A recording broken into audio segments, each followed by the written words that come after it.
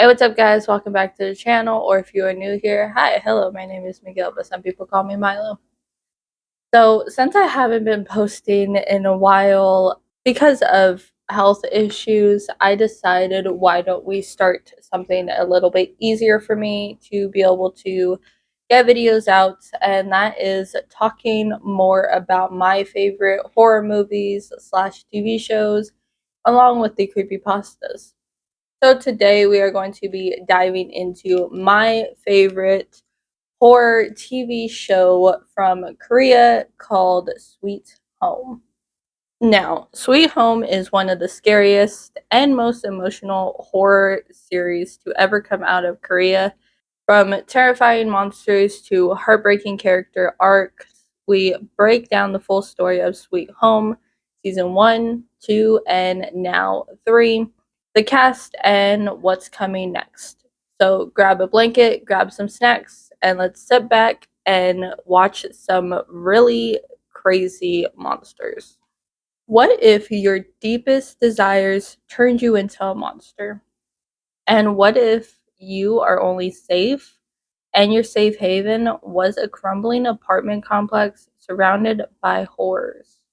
Welcome to Sweet Home, a Korean horror masterpiece where fear isn't just about survival, it's about what's inside of you. Sweet Home is a South Korean horror drama based on a widely popular webtoon by Kim Karnbae and Wang Young Chan. It was first released on Netflix on December 18th, 2020, and quickly became a global hit for its unique mix of emotional storytelling, body horror, and monster apocalypse themes. The story takes place in Green Home, an apartment building that's basically falling apart. It opens up to Cha Hyun-soo, a teen boy who recently lost his family and deals with depression. It mainly focuses on Cha Hyun-soo being suicidal, who finds himself and others trapped in an apartment building after a sudden outbreak, causing people to turn into horrific monsters based on their inner desires. Now, these aren't your usual zombies or demons. Every monster represents a twisted manifestation of a person's deepest longing, whether it's vanity, rage, hunger, or loneliness. Let's meet the residents of Green Home. Each character is unique, flawed, and fighting their own battles both inside and out. The main characters are Cha Young-soo, our main protagonist, a reclusive teenager who lost his family and was planning to take his own life until the monster apocalypse gave him a new reason to live. He becomes what they call a half monster infected, but he was able to retain his humanity. Think of him as a reluctant hero with monstrous powers. So Yin Kyung, a former firefighter with deadly combat skills. She's searching for her missing fiance and quickly becomes the unofficial protector of the building. She's tough, brave, and has some of the best fight scenes in the series. Young Sang Wook, a mysterious man with burn scars and a dark past. He appears violent at first, but he's driven by a sense of justice. His story gets even wilder in season 2. Lee Yeon Yo, which Go Min-si, a former ballerina with a sharp tongue and tons of sass. She reminds me of my little sister.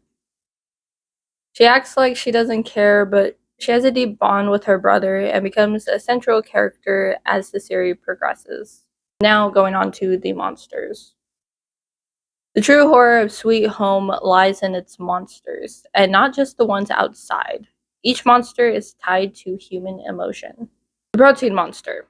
Obsessed with gaining muscle, he represents body dysmorphia. Blind monster. Tragic and terrifying. He can't see, but his other senses are very, very razor sharp. Tentacle monster. Fast and unpredictable, born from paranoia. Lotus root monster. Looks harmless at first, until you get impaled. And then there's Cha Young-soo himself, who transforms into a black bird-like beast, but keeps struggling to hold on to what makes him human. Now for the season breakdown. Season 1 focuses on the outbreak and survival inside Green Home. Residents try to work together, but trust breaks down fast as people begin to turn. The season ends with Hyun-soo surrendering to the military, only to awake in a mysterious truck, hinting that there's more going on behind the scenes. Season 2, made in 2023, takes the horror outside of Green Home now. We follow survivors in a post-apocalyptic world filled with chaos, military experiments, and new monstrous threats. We also see more of the government's role in underground facilities. Without giving away too much, Young Sang-wook's arc takes a shocking twist, and Young-soo continues his transformation journey. Season 3, which came out at the end of 2024, the narrative shifts from the initial struggle for survival to the aftermath of the monster outbreak and the emergence of neo-humans. This season explores the desperate choices faced by those caught between the monster and human worlds, focusing on the potential for coexistence and the rebuilding of society. Key themes including the nature of humanity, the complexity of monster transformation, and the search for emotions in a neo-human world. Basically, a neo-human is this monster. It's basically like a psychopath, if in my opinion. I'm not a psychopath, but it's basically like me, like it just has a really hard time with emotions. It doesn't know. It has to kind of learn this new emotion thing. So that's where the thought of psychopath came in. The season concludes with the centration of the war between monsters and humans as Sergeant Tak In Hwan helps survivors escape and Sergeant Kim Yu Ho takes leadership because Tak, he dies. Woman C succumbs to her monstrous desires and becomes a neo-human. In Yok, also a neo-human, tells Hyung-soo that he will join his kind, implying a potential rebirth into a neo-human form. The season ends where all the neo-humans and Hyun-soo staying at a new place, learning emotions and protecting each other. They call this place Sweet Home, and yeah, that's what we're left with. Now Sweet Home is terrifying and heartbreaking journey through the end of the world and what it means to hold on to your soul when everything else is crumbling. But let me know in the comments below what you guys think about this. Do you like Sweet Home? What do you think is going to happen in season 4? Let me know in the comments below. Until next time, thank you for watching, and I hope you have a wonderful day.